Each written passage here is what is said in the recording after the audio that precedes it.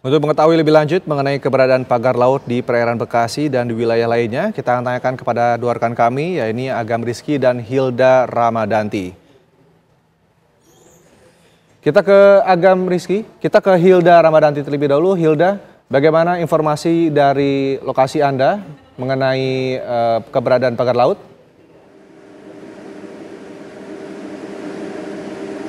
Ya baik, selamat siang Rendra dan juga pemirsa. Memang hari ini Kementerian Kelautan dan juga Perikanan akan menggelar konferensi pers terkait dengan tindak lanjut penanganan pemagaran di perairan Bekasi. Nah, seperti yang kita tahu, memang nantinya konferensi pers ini akan diomongkan langsung oleh Dirjen Pengawasan Sumber Daya Kelautan dan juga Perikanan. Nah, kemarin memang sempat viral adanya pagar laut yang berada di Tangerang yang panjangnya sekitar 30,1 km.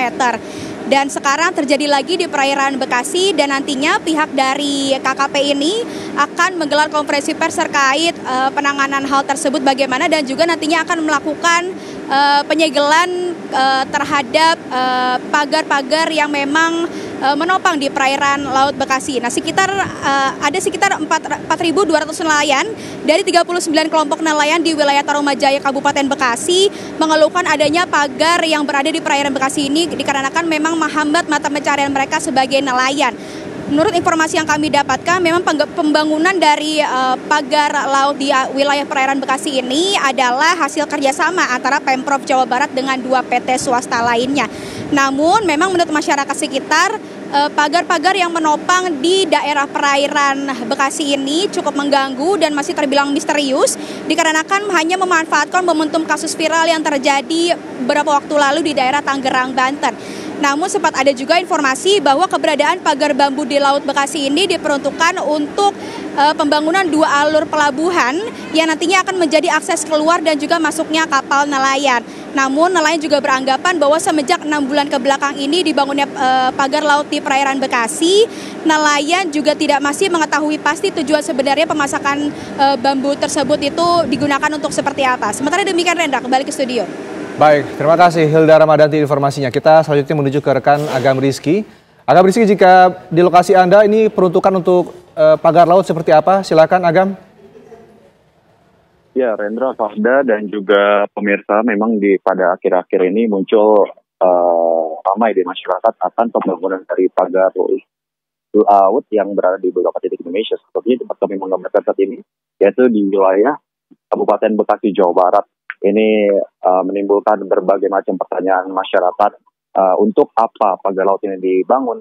Bahkan dari pernyataan beberapa nelayan ini justru merasa dirugikan akan pembangunan dari pagar laut ini. Dan untuk mengetahui pembangunan dari pagar laut ini, dan untuk mengetahui informasi lebih lanjut, saat ini kami sudah bersama dengan Kepala Dinas Kelautan dan Perikanan Jawa Barat, yaitu Bapak Hermansyah. Selamat siang, Bapak. Selamat siang. Bapak boleh dijelaskan kepada pemirsa sebenarnya pembangunan dari pagar laut ini diperuntukkan untuk apa nih, Pak? Ya, pertama saya ingin sampaikan dulu bahwa kita saat ini berada di kawasan Pangkalan Pendarat Ikan Pajaya Bekasi, ya, di mana saat ini sedang ada kegiatan penataan pelabuhan. Nah, terkait berita-berita yang saat ini sedang berkembang, dikatakan bahwa ada kegiatan pagar laut ya yang ada di Bekasi ini, dapat kami jelaskan bahwa ini ada 2 kegiatan yang berbeda. Yang pertama itu ada rekonstruksi lahan yang dilakukan oleh TRPN, yang mereka itu tentu saja memiliki alas hak yang saya rasa dapat dipertanggungjawabkan, yaitu sertifikat, dan juga mereka memiliki KKPRD ya, kesesuaian pemanfaatan ruang daratnya. Nah, ini yang pertama. Yang kedua, kita sedang melaksanakan penetapan alur laut dari pelabuhan yang di belakang kita ini adalah kolam labuh menuju laut lepas lah ya.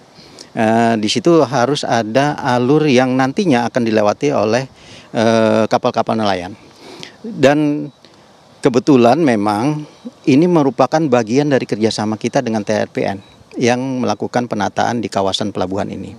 Jadi dapat disampaikan bahwa ini 2 kegiatan yang berbeda. Ya. Nah, yang jadi persoalan adalah ketika kita ingin membuat alur laut itu, ternyata di muara itu ada kepemilikan lahan-lahan yang dimiliki oleh masyarakat ataupun pihak swasta, yaitu TRPN dan salah satu pihak swasta lainnya yang berada di posisi kalau saat kita menghadap ke laut itu sebelah kanannya. Nah, tentu saja untuk membuka alur laut yang direncanakan itu akan memakan lahan-lahan yang dimiliki oleh perusahaan tadi. Nah, disitulah kenapa timbul sekarang yang mungkin dikatakan sebagai sepadan. Ya, sepadan. Tentunya itu adalah membatasi antara alur yang kita bangun dengan kepemilikan lahan yang dimiliki oleh mereka. Ya. Pak Hermansyah, ini kan dari Kementerian Kelautan dan Perikanan juga sebelumnya akan memberikan surat kepada pembangun untuk memberhentikan proyek ini. Bagaimana, Pak? Ya, kalau dari pihak kita sebenarnya untuk pembangunan alur laut sudah kita berhenti stop ya untuk pembangunan alur laut sementara ini. Memang karena ada keinginan dari beberapa pihak seperti itu. Nah, terkait dengan surat yang diajukan oleh KKP itu kan tujuannya kepada TRPN. Ya, jadi pihak TRPN memang diminta untuk menghentikan itu sampai dengan mereka mendapatkan KKPRL. Nah, jadi saya rasa dari kami pun sudah mengingatkan sebenarnya kepada TRPN bahwa kalau itu memang itu laut gitu kan, KKPRL itu harus diurus, dan memang pihak TRPN sudah melayangkan surat sebenarnya ke KKP termasuk juga ke DKP gitu untuk pengurusan ini. Pak Hermansyah, terima kasih banyak ya Pak ya atas penjelasannya kepada pemirsa nih.